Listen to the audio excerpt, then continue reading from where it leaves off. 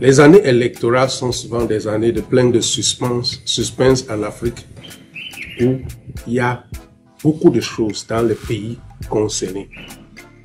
Et cette année 2025, ça bouge déjà dans beaucoup de pays. Depuis les discours de fin d'année de certains présidents, où leur discours nous a laissé complètement comprendre qu'ils sont bel et bien là, pendant que tout le monde attendait qu'ils cèdent la place à la jeune génération. Cette année 2025, c'est une année électorale dans 10 pays en Afrique. Donc 10 pays africains, cette année 2025, vont décider qui va diriger, qui sera président pour encore les prochaines années. Si tu veux connaître les pays, les 10 pays qui auront les élections présidentielles cette année 2025 en Afrique, reste scotché. Et si c'est ta première fois de tomber sur une vidéo, abonne-toi parce que c'est ensemble que nous allons créer cette famille.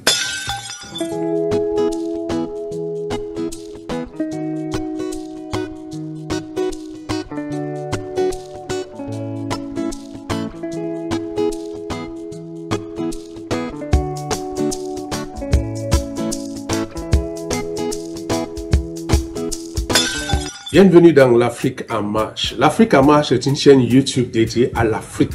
Cette chaîne vous donne les informations concernant l'Afrique, l'éducation, les analyses et tout ce qui est important que vous devez comprendre sur ce qui est l'Afrique. Si c'est ta première fois de tomber sur nos chaînes, sur nos vidéos, sur notre chaîne et notre vidéo, abonne-toi pour qu'ensemble, nous continuons à créer cette famille et aussi partage-nous nos vidéos et donne-nous tes impressions. Donc cette année 2025, il y a 10 pays en Afrique qui vont décider. 10 pays où il y aura des élections présidentielles. Et ces 10 pays, nous les connaissons tous. Mais il est temps qu'on essaye un peu de revisiter et voir les attentes et ce qui peut arriver dans les prochains jours. Donc reste scotché, ça va faire fort. À la 10e place, je vais mettre le Togo. Oui, je sais que beaucoup ne savent pas.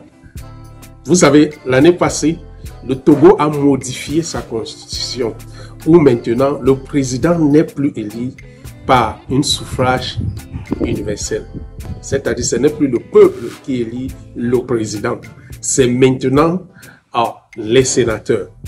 Et c'est-à-dire, quand on organise les élections, le parti qui a le plus de sénateurs va décider qui peut être président. Et on sait qu'après les élections parlementaires où le parti du président a dominé, on attend que même les élections sénatoriales seront dominées par son parti. Et automatiquement, il va devenir président. Donc, avec cette modification, le président fort Gnassingbé Eyadema nous a tracé une voie pour une présidence à vie. Parce qu'il n'a plus rien avec le peuple. Ce n'est plus le peuple qui décide qui peut être président. Et on sait comment ça se passe en Afrique. On sait que quand c'est comme ça, l'argent va marcher et on va acheter les sénateurs, on va acheter les députés et puis on va acheter tout le monde. Il continuera à rester au pouvoir. Donc, il est vrai que cette année 2025, il y aura des élections au Togo, mais on ne s'attend pas à grand chose parce que c'est juste des manifestations, des petites choses qui vont se passer. Et aussi, on a compris, après cette modification de constitution, le ministre des Affaires étrangères dit ouvertement que le Togo n'exclut pas de rejoindre l'AES. Comme quoi, quand tu veux rester au pouvoir comme tu veux, l'AES, c'est la solution, les États du Sahel. Et aussi, parce que vous savez, comme la CEDEAO n'autorise pas, n'autorise plus la présidence à vie. Donc, c'était un peu des petites menaces que le Togo faisait à la CEDEAO pour dire attention, si tu veux nous décider ce qu'on va faire, AESLA qui va nous ouvrir les bras, qui va nous accueillir, même avec le tapis rouge. Donc le Togo cette année 2025 aura des élections sénatoriales qui décidera aussi qui pourra être président. Et on sait que c'est Faure Gnassingbé et Yadema, ça ne va pas changer. À la 9e place, c'est le Gabon. Le Gabon où une famille, la famille Mbongo, a dirigé ce pays pendant presque 57 ans. Et le fils Ali a été renversé par le général Brice Clotaire Oligui Nguema. Après cela, il a pris des engagements fermes de transmettre le pouvoir aux civils après 2 ans.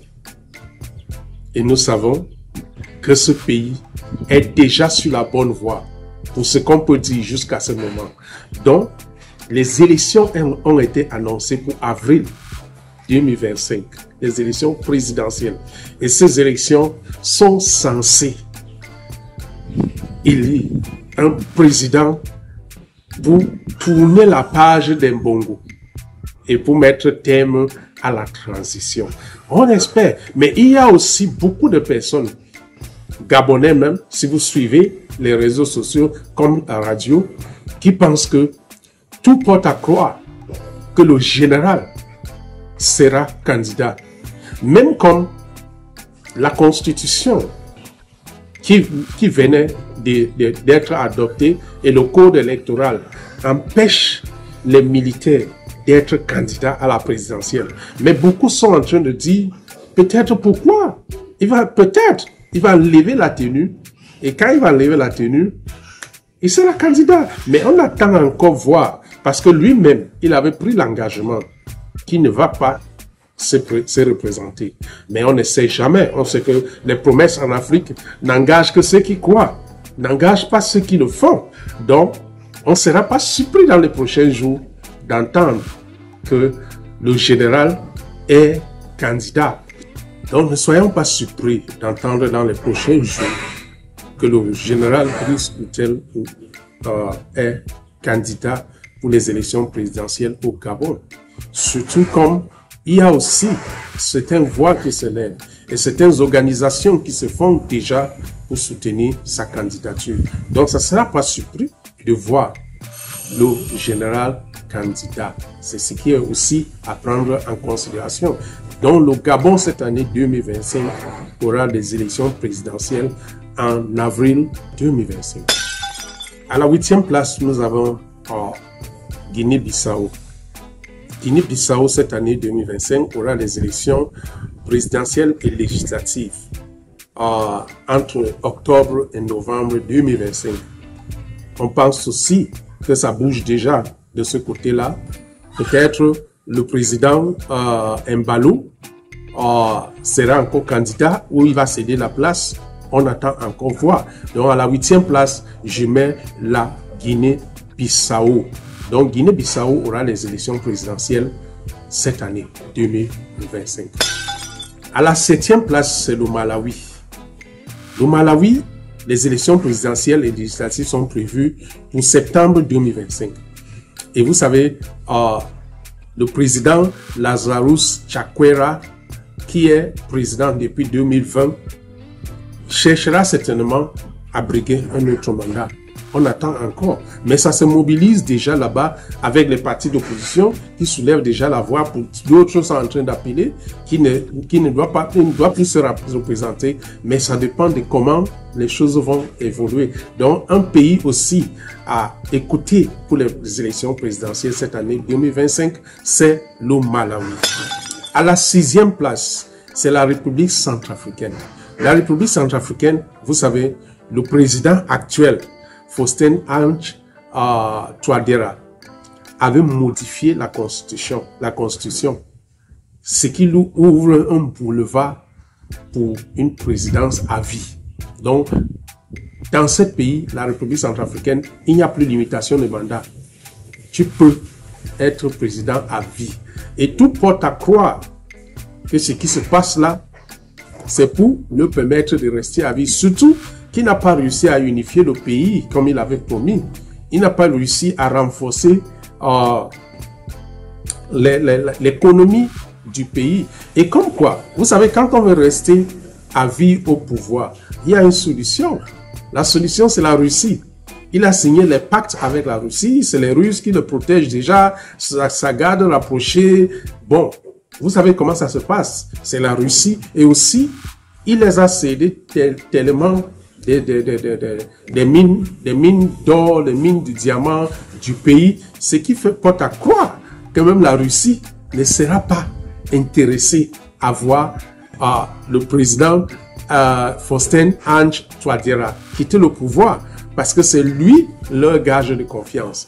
Donc, il y aura des élections dans ce pays cette année 2025 et on sait très bien que le président sortant sera candidat pour un autre mandat. À la 5e place, c'est le Seychelles. Le Seychelles, c'est un petit pays qui est dirigé actuellement par un président qui s'appelle Wavel Ramkalawan. Lui, il est élu en 2020 et pourrait aussi briguer un autre mandat parce que la Constitution le permet. Donc, les élections sont prévues pour septembre 2025. Donc, on attend voir ce qui va se passer. Est-ce qu'il sera encore candidat? Mais on sait qu'en Afrique, on ne laisse pas le pouvoir facilement. Donc, c'est possible que tous ceux qui sont au pouvoir cette année 2025 vont encore se représenter. Donc, à la 5e place, c'est du Seychelles. Et le Seychelles sera, les élections seront organisées en septembre 2025. À la 4e place, c'est la Tanzanie. Vous savez, la Tanzanie, c'est aussi un pays de l'Afrique de l'Est, mais un pays aussi démocratique. Parce que on n'entend pas trop de bruit là-bas. Actuellement, les élections sont prévues pour octobre et la tension politique s'annonce déjà parce que c'est la dame, c'est une femme qui est présidente là-bas. Elle avait pris le pouvoir parce qu'elle était la vice-présidente du feu président qui est mort au pouvoir, Magufuli, qui était mort subitement. Donc, elle a pris le pouvoir et depuis là, elle est encore présidente. Donc, il y a déjà un peu de tension politique. Vous savez, c'est pas toujours facile d'accepter une femme à la présidence en Afrique. Donc, ça se manifeste déjà, mais on pense que les élections qui seront organisées, les élections présidentielles qui seront organisées en octobre, elle sera candidate pour briguer un nouvel mandat. Bon, on attend pour voir ce qui va se passer. Donc, c'est aussi ça. À la 2e place, c'est la Guinée-Conakry. Vous savez, la Guinée-Conakry, les militaires sont au pouvoir depuis 2021. Et quand ils sont arrivés depuis 2021, ils ont annoncé qu'ils devaient passer le pouvoir avant fin 2024. Ils n'ont pas fait. Ils ont toujours des raisons de dire qu'on ne pouvait pas parce que. Mais on voit aussi des manifestations, le non-respect des droits, de liberté d'expression, les partis politiques qui sont interdits pratiquement à fonctionner. Et en fin d'année 2024, le général Mamadi Doumbouya a annoncé que cette année 2025, il y aura des élections. Mais il y a aussi une autre voix, je pense qu'un autre membre influent de la transition qui a annoncé 2025 ne sera pas possible. Donc, un peu façon les transitions militaires en Afrique, où oui, ça va se faire, non, ça peut plus se faire. Mais on pense quand même que cette année 2025, les élections seront organisées en Guinée-Conakry, les élections présidentielles. Mais il y a aussi des voix qui se demandent si le général Doumbouya sera candidat. Même comme lui-même, il n'a même pas encore prononcé. Et il avait promis qu'il va le mettre. Mais vous savez, ça se passe toujours comme ça. On a vu en Afrique, dans d'autres pays, où les militaires ont dit non, nous on va partir. Et après, ils sont devenus candidats. Par exemple, le cas de la Côte d'Ivoire, où le général Robert Gueye avait dit que nous sommes venus balayer la maison. Après, quand il a balayé la maison, il a vu que la maison est propre. Il a dit, ah, je ne peux pas balayer la maison pour laisser à quelqu'un d'autre. Donc lui-même, il a décidé d'être là. Et puis, il est vrai que Gbagbo l'avait gagné. Et puis, tout ce qui s'est passé jusqu'à sa mort. Donc, on pense que le général pourra être candidat, surtout comme il a commencé dernièrement une tournée nationale où il est en train de visiter certains partis. Beaucoup se demandent, est-ce que c'est vraiment une tournée d'adieu ou c'est une campagne présidentielle déjà? Donc, on se demande encore. Il y a beaucoup de voix qui se lèvent en disant que bon, le général risque d'être candidat lui-même. Et surtout, que lui, il ne veut pas se prononcer à ce sujet. Et on sait qu'en Afrique, le pouvoir, parfois, c'est pas facile de laisser. Donc, la Guinée-Conakry est à la 3e place. Les gars, à la 2e place, c'est la Côte d'Ivoire. La Côte d'Ivoire, les élections présidentielles sont prévues pour 2025. 2025, c'est l'année, c'est pour octobre. En 2025, si les élections présidentielles ont lieu en Côte d'Ivoire. Et depuis le 31 décembre, Alassane Ouattara n'est pas clair s'il sera encore candidat pour un 4e mandat ou pas. Mais on sait que Alassane Ouattara s'est pratiquement saisi des opportunités pour le favoriser. Vous voyez par exemple au moment où il a décidé de laisser la place et quand l'autre est mort, Amadou Gon Coulibaly, lui il a dit ok, je peux être maintenant. Donc chaque fois c'est toujours comme ça. Et on pense que Ouattara sera encore candidat, surtout comme pendant sa rencontre avec le corps diplomatique, je pense, il a laissé entendre quelque chose, qu'il est encore portant et qu'il peut encore être président. Mais on porte à croire que Ouattara n'est pas quelqu'un à faire confiance en ce qui concerne les élections présidentielles. Parce que vous souvenez-vous, il avait dit à partir de 70 ans, ce n'est plus bien d'être candidat. Mais on voit qu'il a plus de 80. Et il a presque 80, je pense. Et il est encore là. Donc, Ouattara pourra encore être candidat. Est-ce que la Constitution le permet? Oui, la Constitution le permet d'être. Mais avec son âge, est-ce qu'il ne pense pas qu'il est temps d'aller se reposer? Mais son parti commence déjà à le maintenir. Et on a vu les manifestations quand la Côte d'Ivoire a gagné la CAN.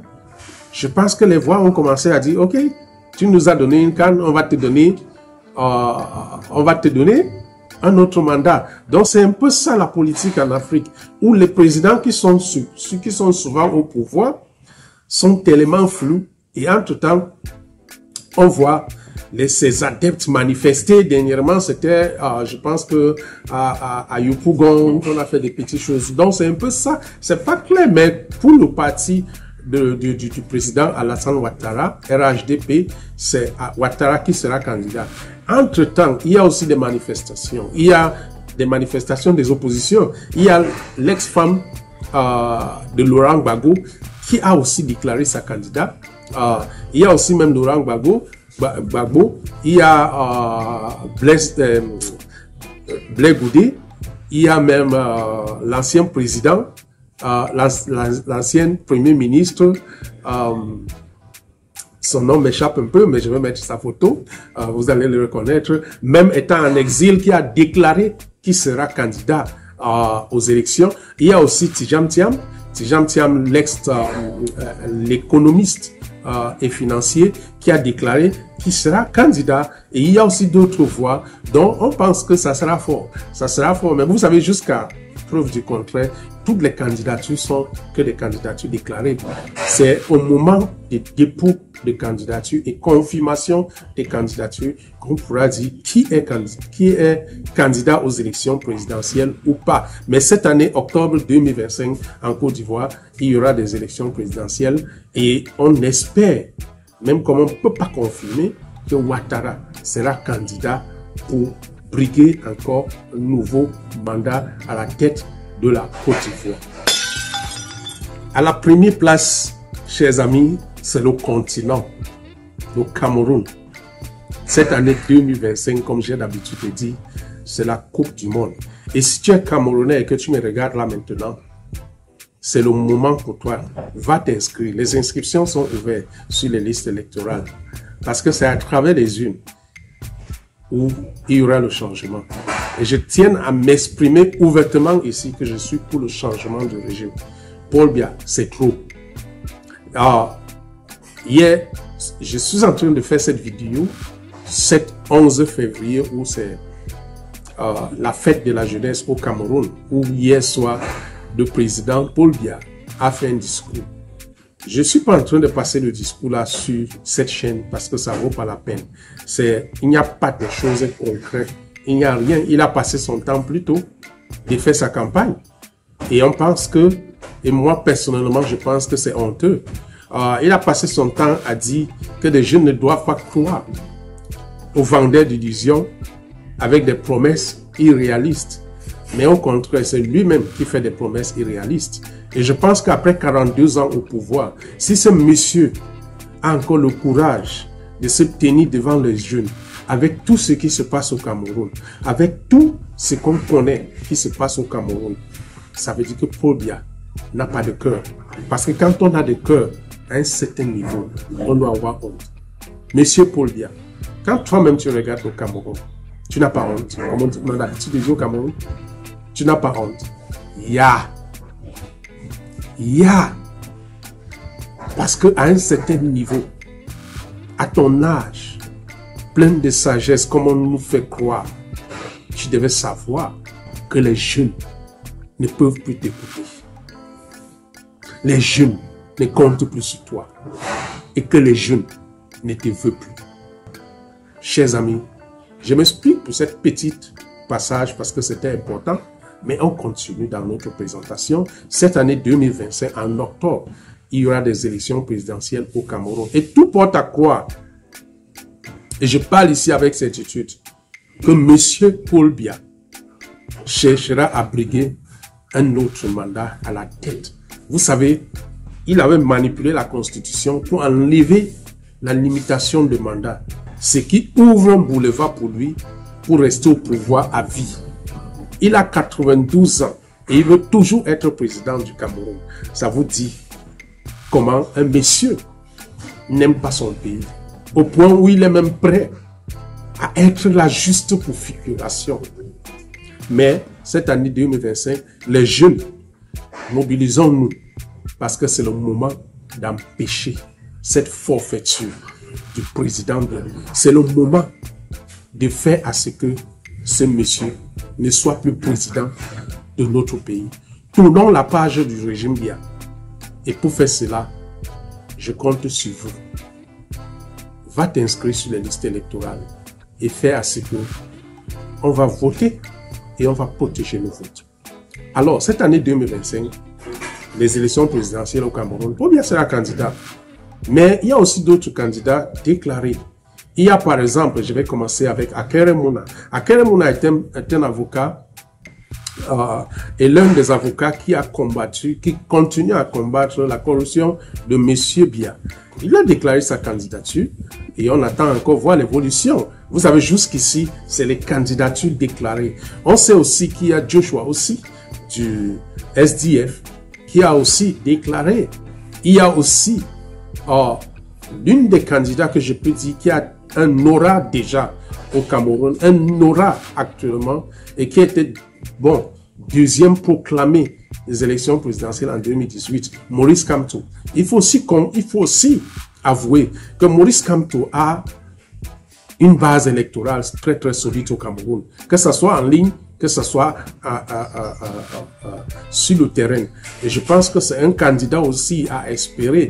Il y a aussi Cabral Libi.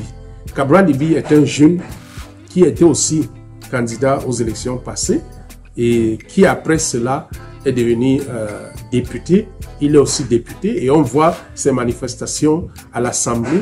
Mais vous savez, l'Assemblée au Cameroun n'est pas là pour diriger, pour aider des réformes au Cameroun. Et étant donné que l'opposition n'a jamais la majorité est toujours du RDPC avec ses partenaires. Mais bon, Cabral Libi aussi, c'est un candidat à regarder. Il y a aussi Patricia Tomaino Damjoya qui a déclaré sa candidature. Il y a aussi d'autres petites voix qui se lèvent pour la candidature. Mais il y a aussi une chose que vous devez comprendre. Vous savez, au Cameroun, la politique est devenue... en fait, la politique, c'est de l'argent aujourd'hui. Ça veut dire que quand les élections arrivent comme ça, il y a des voix qui se lèvent pour augmenter leur valeur marchande. Et comment c'est que le président Paul Biya, avec son régime, ils sont capables d'acheter tout le monde. Ils savent que si tu déclares ta candidature et tu fais tout le bruit que tu peux faire, demain on peut t'appeler peut-être pour te donner un petit paquet et le lendemain tu vas déclarer ton soutien à Paul Biya. Donc jusqu'à présent, on ne peut pas dire, on ne peut pas vous donner exactement des candidatures sérieuses pour les élections présidentielles. On attend encore le moment de la clôture de candidature pour comprendre les qui seront candidats ou pas. On a vu par exemple aux dernières élections, on a vu un anonyme, un pasteur qui était sorti de nulle part pour être candidat et qui faisait aussi campagne en croyant qu'il sera élu. Mais bon, ça c'est les réalités du Cameroun. Cette année sera peut-être très très mouvementée, que ce soit sur le terrain, que ce soit en ligne, il y a beaucoup de mouvements. Il y aura aussi des échanges houleux sur les télés, sur les chaînes de télévision, des insultes aussi. Parfois, quand je poste même des vidéos, je suis insulté copieusement, mais ça fait partie de la vie politique au Cameroun. Et je tiens à dire, cette émission, c'était pour vous faire comprendre les pays où il y aura des élections présidentielles cette année en Afrique. Et nous vous avons donné les 10 pays. Et ces 10 pays, nous avons commencé avec le Togo. Et on vous a expliqué comment ça va se passer au Togo. Après le Togo, on vous a parlé du Gabon. Après du Gabon, on vous a parlé du Guinée-Bissau. Après la Guinée-Bissau, on vous a parlé du Malawi. Après Malawi, on vous a parlé de République centrafricaine. Après République centrafricaine, on vous a parlé de Seychelles. Après Seychelles, on vous a parlé de la Tanzanie. Et après la Tanzanie, on vous a parlé de Guinée. Après la Guinée, on vous a parlé de la Côte d'Ivoire. Et puis après la Côte d'Ivoire, on vous a parlé du Cameroun. Voici les 10 pays où il y aura des élections présidentielles en Afrique. Et pour le cas du Togo, où il n'y aura pas des élections présidentielles en tant que tel, on vous a expliqué pourquoi le Togo figurait dans cette liste. Parce que c'est les élections sénatoriales et ce sont les sénateurs, le parti qui va gagner le plus de sénateurs qui décidera qui sera président. Parce que le Togo est l'une des rares pays en Afrique, je pense, qui a adopté ce système où le président n'est pas élu par un suffrage universel. Je pense qu'il y a encore d'autres pays comme l'Éthiopie, mais je vais vérifier et puis je vous donnerai le détail. Merci d'être là jusqu'à la fin. Et si c'est votre première fois, abonnez-vous et partagez nos vidéos